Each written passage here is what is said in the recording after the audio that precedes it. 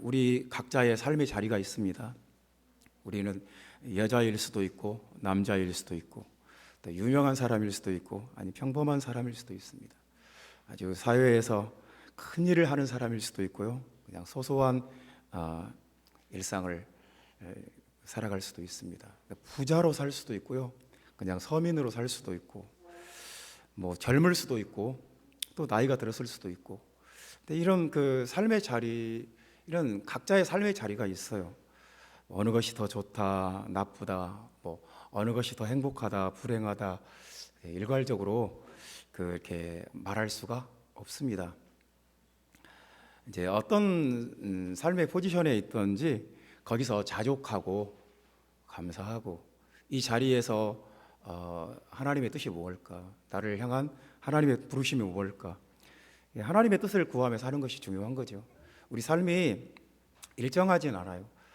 형통할 때도 있고 곤고할 때도 있고 기쁠 때도 있고 또 슬플 때도 있고 즐거울 때도 있고 답답할 때도 있고 항상 그런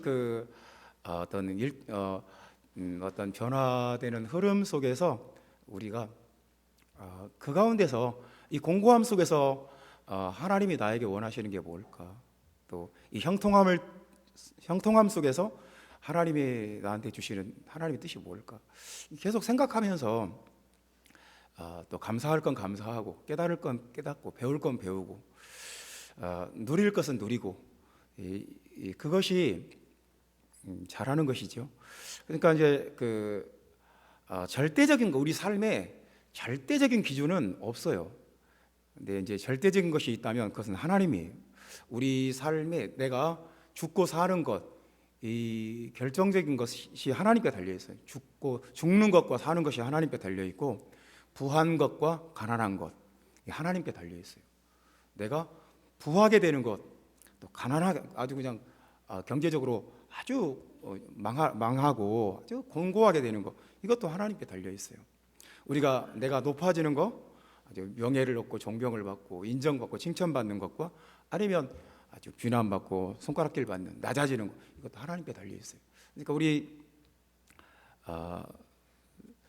우리 삶이 결정적인 어떤 기준이 하나님께 있다는 걸 항상 기억해야 돼요. 이게 참 좋아요.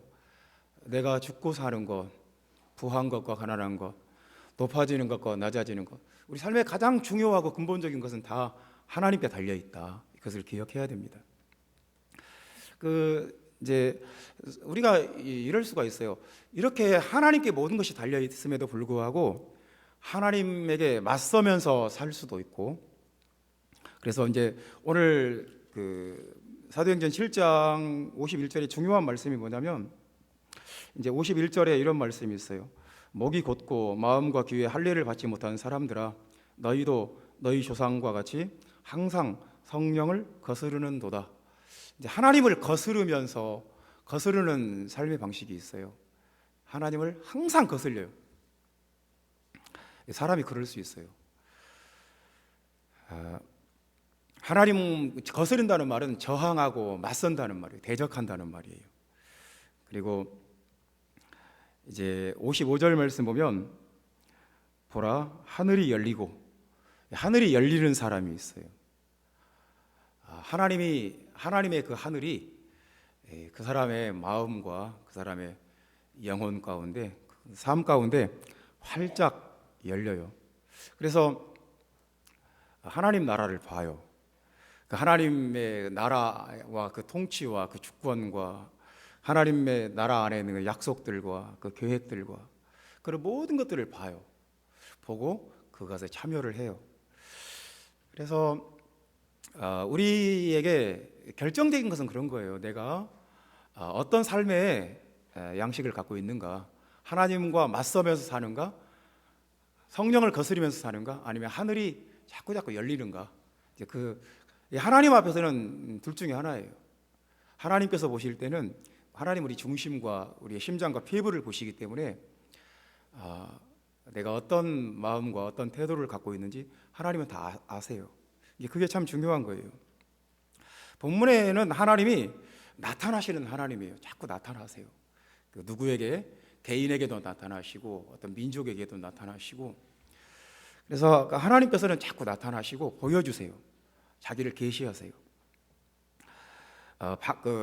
찾아오시는 하나님이에요. 그래서 이제 본문 7장에 처음에 아브라함 얘기가 나오는데요.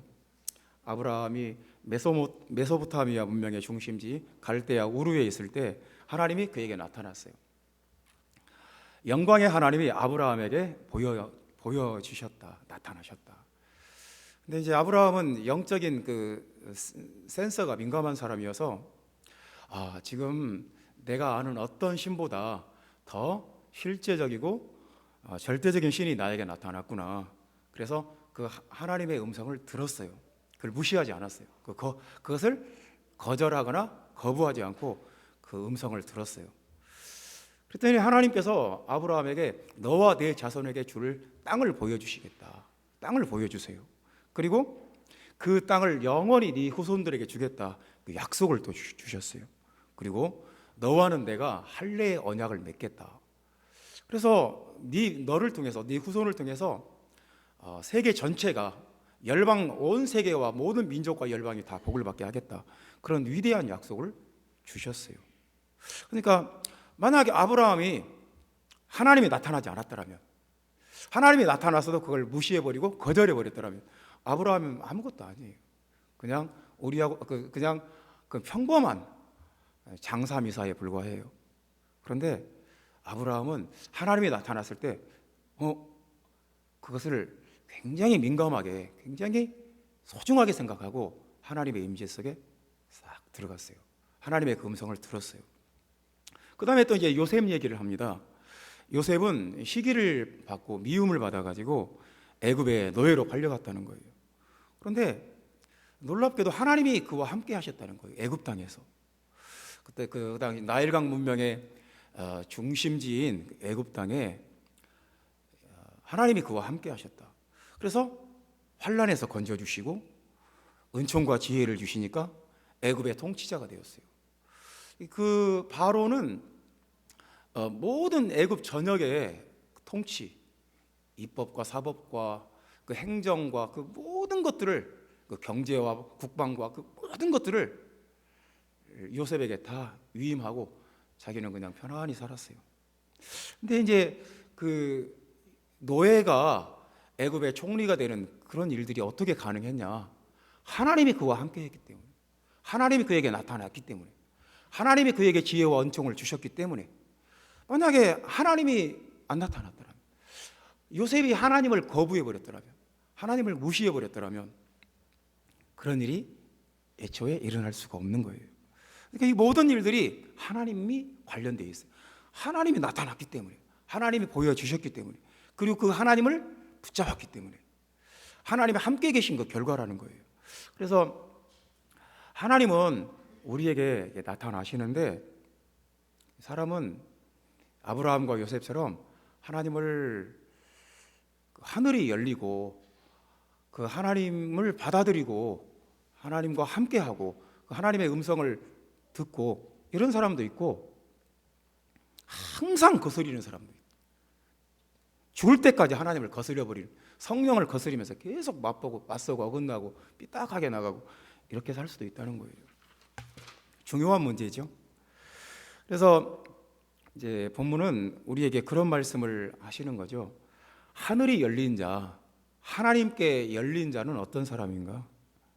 성령을 거스리는 사람과 하늘이 열리는 사람은 어떤 차이가 있는가? 그래서 이제 38절 말씀 우리 다 같이 읽어봅시다. 하늘이 열린 사람은 어떤 사람인가? 7장 38절 말씀 우리 다 같이 읽어봅시다.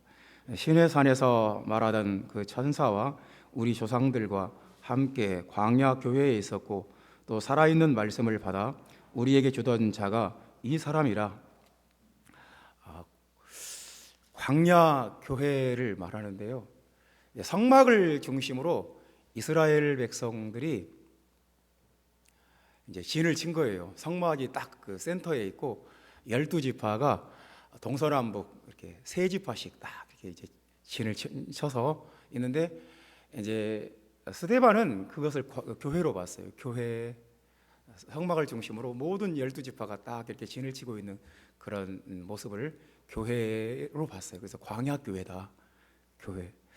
그래서 이제 이런 거예요. 하늘이 열린 사람은 교회의 비전이 열린다 하는 말씀입니다. 교회가 열린다. 이제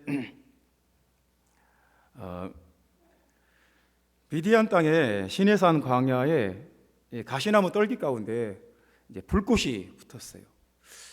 하나님께서 모세에게 나타나신 거예요. 하나님이 그 불꽃 가운데 나타나셨는데 그 모세는 영적인 사람이었기 때문에 그런 것을 놓치지 않았어요. 이게 뭔가 심상치 않다. 뭔가가 있다. 이 속에 지금 뭔가 내가 모르는 어떤 영적인 세계가 있다. 그래서 놀랍게 여기고 그것을 알아보려고 가까이 갔어요. 이런 사람들이 있어요. 어떤 하나님의 말씀이 떨어지면 또 어떤 하나님의 임재나 어떤 영적인 현상이 벌어지면 그것을 무시해버리지 않고 이게 뭐지? 가까이 가고 신중하고 깊이 그것에 마음을 여는 사람들이 있어요. 그냥 그러니까 그 사람의 마음이 이제 세상을 향한 사람들은 그런 걸 무시해요. 오늘 본문에도 39절 말씀 보면 우리 조상들이 모세에게 복종하지 아니하고자 하여 거절하며 그 마음이 도리어 애굽으로 향하며, 이게 세상으로 향한 사람, 항상 마음이 그 세상으로 향한 사람한테는 하나님이 어떤 불꽃을 보여주셔도 어떤 기적을 보여주셔도 그 사람에게 아무 상관이 없어요. 심지어 이런 사람도 봤어요. 간암에 걸려서 병원에서 이 사람 당신은 못 고친다, 암이 걸렸어요. 교회 와서 기도하고 암이 나서버렸어요. 깨끗하게 나았어요.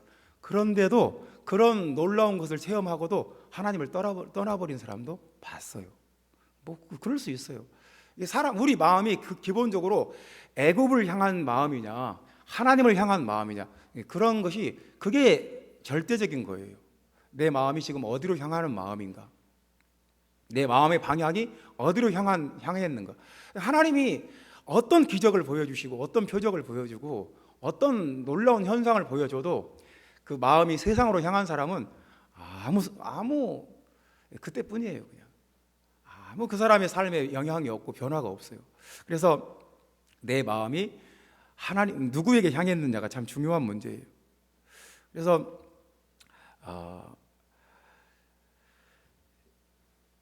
그 마음이 세상을 향한 사람, 애굽을 향한 사람은 자연스럽게 무슨 일을 하냐면 우상을 만들어요. 자기의 종교를 만들어요. 그래서 40절 말씀에 보면 이런 말이 나와요. 아론더러 이르되 우리를 인도할 신들을 우리를 위하여 만들라. 우상을 만들으라는 거예요. 그리고 41절에 보면 그때에 그들이 송아지 우상을 만들어요. 그리고 41절 그 우상 앞에 제사를 하고 자기 손으로 만든 것을 기뻐하고, 그러니까 자기들의 어떤 종교를 만들어요. 이제 그 사람이 하나님께 열리지 않은 사람, 하나님께 마음이 향하지 않은 사람, 그리고 하나님께 마음이 닫혀버린 사람은 어쩔 수 없어요. 우상을 만들고 우상을 세우고 우상을 기뻐하고. 이게 사람은 참 이상해요. 우상에게 하나님을 알지 못하면 우상에게 얽매이고 우상에게 매여요. 그리고 우상에게 집착을 하고 우상을 만들고 우상을 세우고 또 심지어 자기가 우상이 돼요.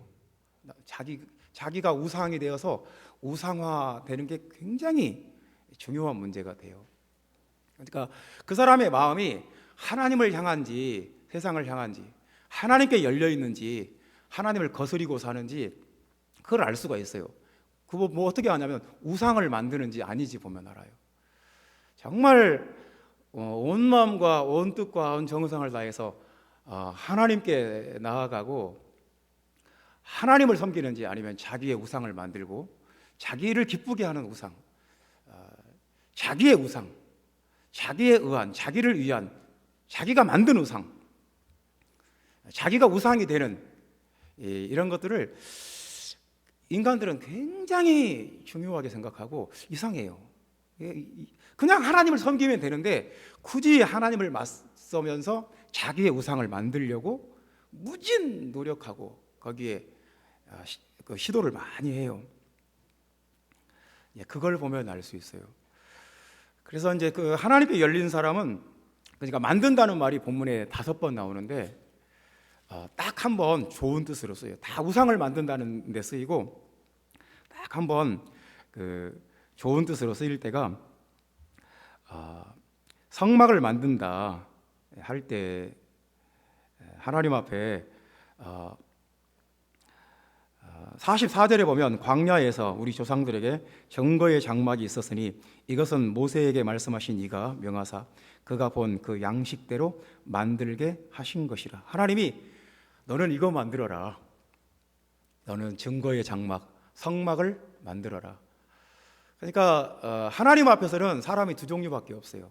자기를 위해서 자기의 우상을 만드는 사람과 하나님을 위해서 하나님의 장막을 만드는 사람, 두 가지밖에 없어요. 이제 하늘이 열리지 않은 사람은 어쩔 수 없어요. 자기를 위해서 자기의 우상을 만들어요. 그러다가 자기를 우상화해요. 자기 도취에 빠져가지고 정신을 못 차려요. 근데 하늘이 열린 사람은 절대 그런 짓을 하지 않아요. 하늘이 열린 사람은 증거의 장막을 세워요. 이 광야교회의 핵심이 증거의 장막이에요. 그래서 하늘이 열린 사람은 계속 교회 안에 어떤 하나님의 임재의 통로가 되고 자기 마음에 하나님의 성소가 되게 하고 자기 마음에 회개의 번제단을 만들고 자기 마음에 깨끗이 씻는 물두멍을 만들고 자기 안에 하나님의 임재가 있는 지성소를 만들어요. 자기를 하나님의 성소로 계속 세워나가요. 이것이 교회를 세우는 거예요. 이것이 교회의 핵심이에요. 교회는 사람들의 모임 이상이에요. 하나님의 임재가 있고 하나님의 통치가 있고 하나님의 주권이 나타나는 아주 거룩하고 신령한 기관이에요. 그러니까 교회가 열린 사람과 교회가 닫힌 사람이 있어요. 교회를 굉장히 시시하게 보고 교회 내가 안 나가면 목사님이 아쉽지 뭐, 이제 이렇게 돼버리면 교회가 열리지 않은 거예요. 교회의 신비와 교회의 비전, 예수 그리스도의 몸된 교회의 그 비전이 확 열린 사람은 교회를 자기 생명보다 더 귀하게 생각해요. 교회를 굉장히 받들고 교회를 위해서 하나님의 성소를 지어요. 만들어요. 사랑하는 형제자매 여러분, 우리는 어떤 사람인가요? 우리는 교회를 세우는 사람인가? 교회를 무너뜨리는 사람인가? 나는 우상을 세우는 사람인가? 하나님의 성막을 세우는 사람인가? 이것이 오늘 그 성경이 우리에게 주는 질문이에요. 스스로 생각해 보라는 거예요. 어떤 사람인지 하나님 앞에 돌아보라는 거예요. 하나님 앞에 나는 성령을 거스리는 사람인가? 아니면 하늘이 열린 사람인가? 이게 참 중요한 문제예요. 결정적인 문제예요. 형제자매 여러분, 여러분에게 하늘이 열리기를 예수님의 이름으로 축원합니다. 지금 이 시간 하나님의 성령의 임재로 말미암아 하늘이 열리고 여러분의 마음이 하나님께 향하고 더 이상 우상을 만들지 않고 이제는 하나님의 성막을 만드는 거룩한 주의 백성, 하나님의 교회를 세워나가고 영적인 교회, 보이지 않는 교회의 영적 구조물들을 세워나가는 하나님의 귀한 백성들, 하나님의 귀한 종들 되시기를 주님의 이름으로 축원합니다. 두 번째 말씀입니다. 하늘이 열린 자와 성령을 거스리는 자, 어떤 차이가 있는가? 46절 말씀 우리 다 같이 읽어봅시다. 46절 말씀 다 같이 읽습니다. 다윗이 하나님 앞에서 은혜를 받아 야곱의 집을 위하여 하나님의 처소를 준비하게 하여 달라고 하더니, 두 번째 말씀은 하늘이 열린 자는 예배가 열린다 하는 말씀입니다. 예배의 은혜가 열린다. 46절을 보면 우리가 그 교회에서 그냥 흔하게 쓰는 말이 있습니다. 다윗이 하나님 앞에서 은혜를 받아. 우리 교회에서 이런 말 많이 쓰죠. 아무개가 하나님 앞에서 은혜를 받았다. 그냥 우리가 너무 흔하게 쓰는 말이라 성경에서 이런 말이 나오면 그냥 쓱 지나가요. 별로 깊은 뜻은 없다. 그냥 하나님의 말씀 듣고 기분이 좋았나 보다. 그냥 성령 충만했나 보다. 그렇게 그냥 쉽게 생각하는 표현인데 그렇지 않습니다. 은혜를 받아. 이 받았다는 말이 휴리스코인데요. 휴리스코가 굉장히 중요한 말이에요. 왜냐하면 찾았다는 말이에요. 찾고 구하고 발견했다는 말이에요. 그래서 이제 예수님이 휴리스코라는 단어를 쓰실 때 어디에 쓰시냐면 어떤 사람이 밭에 감추인 보화를 발견했다. 그랬을 때 휴리스코가 써요. 발견했다. 그러니까 밭을 갈다가 누군가가 그 땅속에 감추어둔 보화를 발견했어요. 그게 휴리스코예요. 그러니까 다윗은 하나님 앞에서 은혜를 발견한 거예요. 그러니까 다윗은 어떤 사람이었냐면 계속 찾고 구하고 두드리고 발견하는 사람이었다는 거예요. 발견했다. 뭘 발견했는가? 하나님의 은혜를 발견하는 사람이었어요. 그러니까 이렇게 생각하면 하나님의 은혜가 어디 있을까? 어떻게 하면 내가 하나님의 은혜를 많이 받을 수 있는가? 어떻게 하면 내가 하나님을 기쁘게 할 수 있고 하나님도 나를 기쁘시게 하고 어떻게 하면 하나님의 그 임재와 기름 부음 안에 들어갈 수 있는가? 그것을 굉장히 탐구하는 사람이었어요. 생각을 깊이 하는 사람. 도대체 어디에 하나님의 은혜가 있는가? 다윗은 탐구하는 사람이었기 때문에 시도 많이 썼고요. 위대한 문학자였어요. 그리고 또 음악도 잘했어요. 악기도 연주하고, 그리고 또 건축가이기도 했고, 또 군사 전략가이기도 했고, 그냥 이 다윗은 항상 탐구하는 사람이었어요. 그런데 다윗의 근본적인 그 탐구의 방향은 뭐냐면 하나님의 은혜가 어디에 있는가? 어떻게 하면 내가 하나님을 기쁘게 할 수 있고 하나님이 나를 기쁘시게 해주고 내 마음의 기쁨과 충만함이 어디에 있는가? 내 삶의 참된 만족과 평안과 기쁨이 어디에서 오는가? 그래서 이제 다윗이 내린 결론은 뭐냐면 예배에 하나님의 은혜가 있다. 그게 결론이에요. 하나님의 은혜는 예배 가운데 있다. 그래서 이제 다윗의 장막을 세워요. 그러니까 다윗의 장막은 무엇과 대조가 되냐면 모세의 성막과 대조가 됩니다. 모세의 성막은 여호수아가 가지고 들어와요. 그래서 기브온 산당에 모세의 성막이 있어요. 그 성막에서 계속 제사를 지내고 일천 번제를 드리고, 솔로몬도 기브온 산당에 가서 일천 번제를 드리잖아요. 왜 그러겠어요? 거기에 성막이 있었어요. 근데 다윗은 어떻게 했냐면 그 법궤를 블레셋에 뺏긴 그 법궤를 다시 찾아다가 예루살렘에 다윗의 장막을 만들어요. 그리고 법궤를 거기에 두고 하나님의 임재를 나타내는 법궤를 거기에 두고 다윗의 장막에서 매일 예배를 드려요. 레위인들을 세워서 예배를 드려요.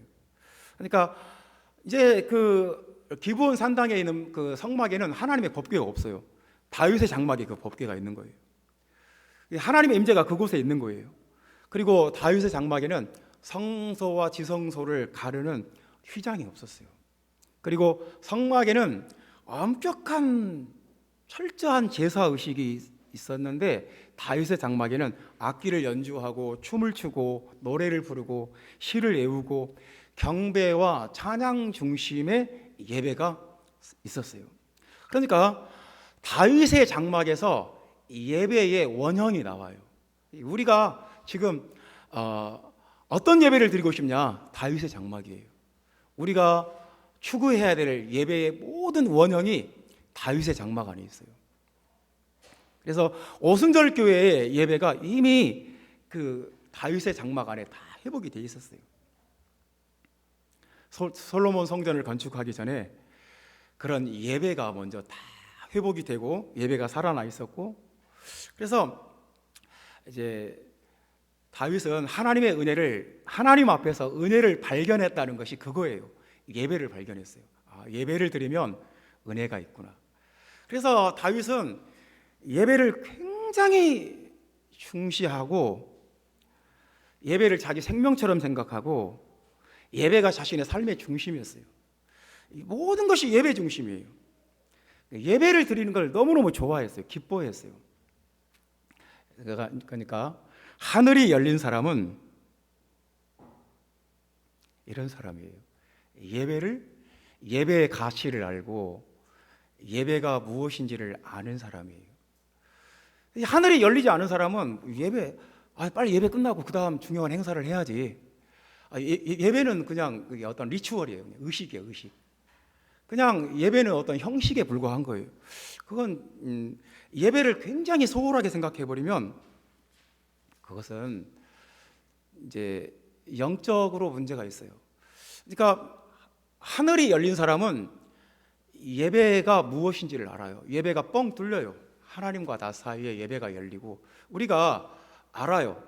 하나님의 임재가 열린 예배와 뭔가 답답함이 있는 예배가 있다는 걸 우리는 분명히 알아요. 그러니까 하나님의 임재가 내려왔을 때 그 예배와 뭔가 답답함이 있고 뭔가 힘든 예배가 있어요. 그것이 우리 마음의 문제예요. 하늘이 열렸든지 아니든지의 문제예요. 굉장히 중요한 문제예요. 이게 굉장히 이런 것들을 우리가 소홀히 하면 안 돼요. 하나님 앞에 내가 어떤 마음으로 예배를 드리고 있고 어떤 태도로 예배를 드리고 있는가. 오늘 찬양이 참 좋지 않습니까? 하늘이 확 열리잖아요. 우리가 이런 걸 원해서 교회에 모인 거 아니에요? 다른 사람을 보려고 모였겠어요? 위대한 아주 훌륭한 가르침, 그냥 말 잘하는 사람의 강연을 듣기 위해서 모인 거예요. 도대체 우리가 하나님의 임재 속에 들어가려고 모인 거잖아요. 그래서 하늘이 열린 사람은 어떤 사람이냐? 예배가 열려요. 예배가 자기의 생명이고 예배를 기뻐하고 예배가 자신의 삶의 중심이 돼요. 성령을 거스르는 사람은 우상 앞에 제사하고 그 우상을 기뻐하고 그 우상에게 절하는데 목숨을 걸고. 형제자매 여러분, 우리 어떤 사람이 되어야겠습니까? 우리는 하늘이 열린 사람입니까? 아니면 성령을 거스르는 사람입니까? 하나님 앞에 예배의 그 비전이, 예배의 그 뜨거움이, 예배의 그 뻥 뚫리는 그 느낌이 여러분에게 있기를 예수님의 이름으로 축원합니다. 세 번째 말씀입니다. 하늘이 열린 자와 성령을 거스르는 사람은 어떻게 다른가? 이제 55절 말씀 우리 다 같이 읽어봅시다. 55절 말씀 우리 다 같이 읽습니다. 스데반이 성령 충만하여 하늘을 우러러 주목하여 하나님의 영광과 및 예수께서 하나님 우편에 서신 것을 보고. 이제 하늘이 열리면 예수 그리스도의 계시가 열려요. 그러니까 나에게 예수님에 대한 계시가 열렸다. 나는 예수님을 위해서 목숨을 버려도 아깝지 않다. 하늘이 열린 거예요. 예수 그리스도의 계시가 열려요. 그래서 이제 여기에 예수께서 하나님 우편에 서신 것을 보고 두 번 나와요. 56절에도 인자가 하나님 우편에 서신 것을 보노라. 근데 이제 이런 말씀이 굉장히 중요한 말씀이에요. 하나님 우편에 서신 예수. 이제 관용어를 좀 배워봅시다. 관용어, 관용어. 이게 관습적으로 쓰는 말 그런 뜻인데요. 우리 한국어에도 관용어가 굉장히 많아요. 예를 들어서 오리발을 내민다. 그럼 그 사람이 거짓말한다는 거잖아요. 저 사람 닭 잡아먹고 오리발을 내미네. 그러면 거짓말을 한다 그런 말이죠. 그러니까 그 관용어는 문자 그대로 해석하면 오리발을 내민다 이 말을 영어로 그대로 해석해 버렸다 그러면 이상한 말이 되고 말도 안 돼요. 엉뚱한 말이 돼 버려요. 그래서 그 관용어는 그 역사와 그 사회의 역사와 문화적 맥락 속에서 해석이 되어야만 돼요. 시치미를 뗀다 이런 것도 매로 사냥할 때 매 꽁지에 이름표를 다 붙여놨어요. 이건 아무개 매, 아무. 근데 그 이름표를 붙여놨는데 그 매가 토끼를 잡아왔어요. 그랬더니 그 토끼를 자기가 갖고 싶으니까 시치미를 딱 떼버려요. 이건 내 매가 잡은 거다. 그 표시를 하고 그렇게 하고 싶은 거예요. 자기가 해놓고도 아닌 척 하는 걸 시치미를 뗀다. 우리가 그렇게 하지 않습니까? 이게 관용어예요. 그런 게. 그리고 뭐 오지랖이 넓다 이런 말도 마찬가지죠. 오지랖이 넓다. 소음의 폭이 길다 그런 뜻인데 남의 일에 간섭하고 쓸데없는 참견을 많이 한다 그런 뜻으로 쓰이잖아요. 그러니까 관용어는 문자 그대로 해석하면 말이 엉망이 되어버려요. 하나님 우편에 서신다. 하나님 오른쪽에 계시는구나. 그렇게 문자 그대로 해석하면 엉뚱한 말이 되어버리고 전혀 그 의미를 살리지 못해요. 이 관용어는 오랜 역사와 문화적 맥락 속에서 형성된 의미이기 때문에 그 말이 간단하면서도 굉장히 정확한 표현이 돼요. 그래서 관용어를 안 쓸 수가 없어요. 굉장히 정확하게 그 의미 전달이 정확해요. 그래서 내가 어떤 말을 정확하게 전달하고 오해 없이 확실하게 전달하고 싶을 때 관용어를 써요. 스데반이 여기서 왜 관용어를 썼겠어요? 예수께서 하나님 우편에 계신다. 예수님은 하나님 왼편이 아니라 오른편에 계신 그 말을 하고 싶은 게 아니에요. 예수님이 왕이시다. 예수님이 하늘과 땅의 주제시고 왕이시다. 그 말을 강하고 분명하고 확실하게 어떤 오해도 못하게 하고 싶은 거예요. 그러면 관용어를 써요. 형제자매 여러분, 예수님이 여러분에게 보이기를 바랍니다. 왕이신 예수, 우주 만물을 다스리시는 예수, 내 인생의 목적이 되시고 내 목숨을 걸어도 아깝지 않은 예수, 그 예수가 우리에게 계시가 돼야 돼요. 계시가 하늘이 열린 사람은 계시가 열려요. 성령을 거스리는 사람은 이런 계시를 필사적으로 싫어해요. 이런 계시의 말씀이 있으면 54절에 보면 이를 갈거늘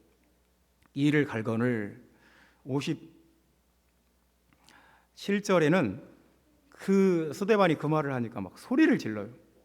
귀를 막고 달려들어 돌로 치고. 이게 성령을 거스르는 사람은 그런 계시를 아주 싫어해요. 예수님이 왕이시다. 예수님만이 하나님이다. 다른 우상들은 아무것도 아니다.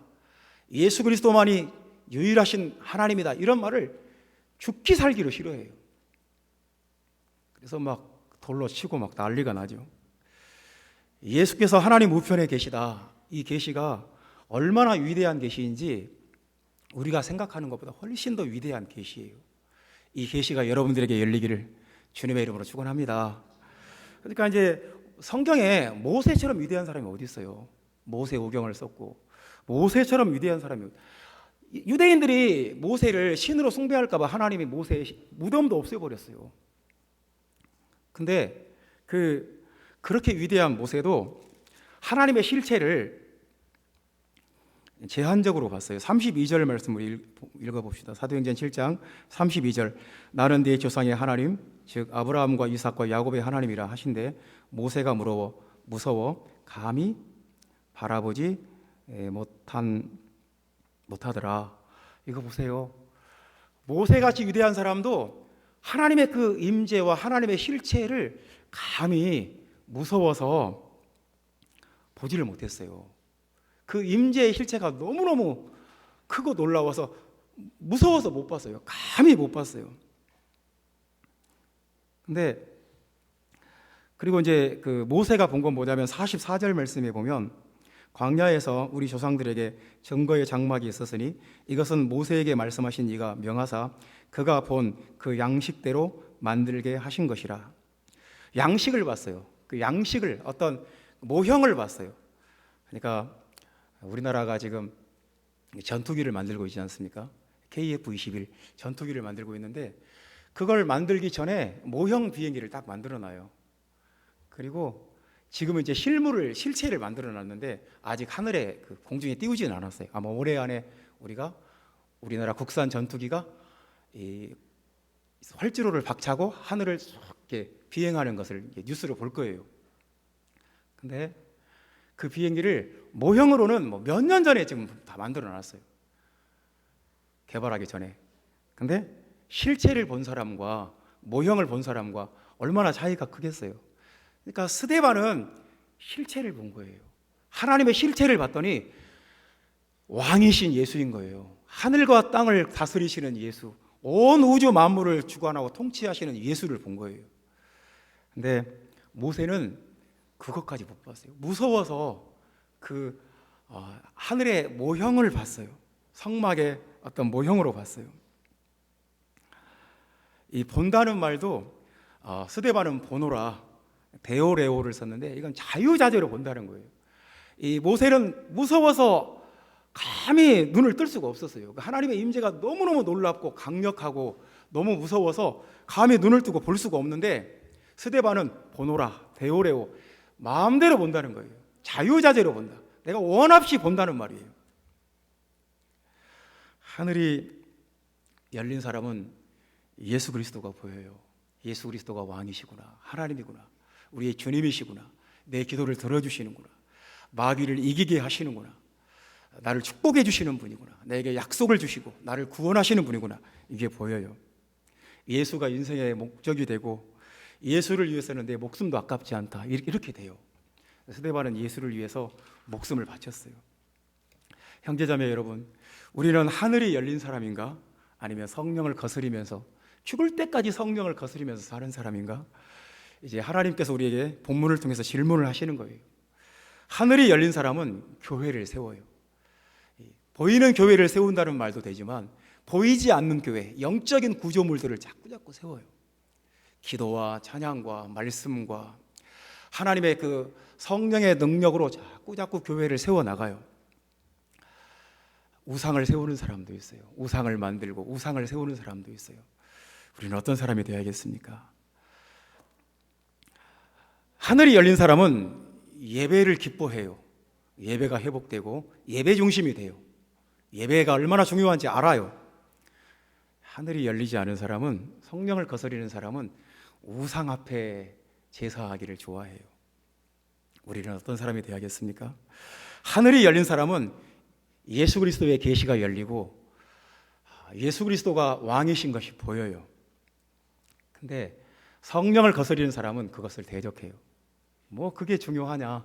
우리가 세상에서 잘 먹고 잘 사는 것이 중요하지, 예수가 하나님이면 어떻고 아니면 어떠냐, 이렇게 되어버려요. 우리는 어떤 사람이 되어야겠습니까?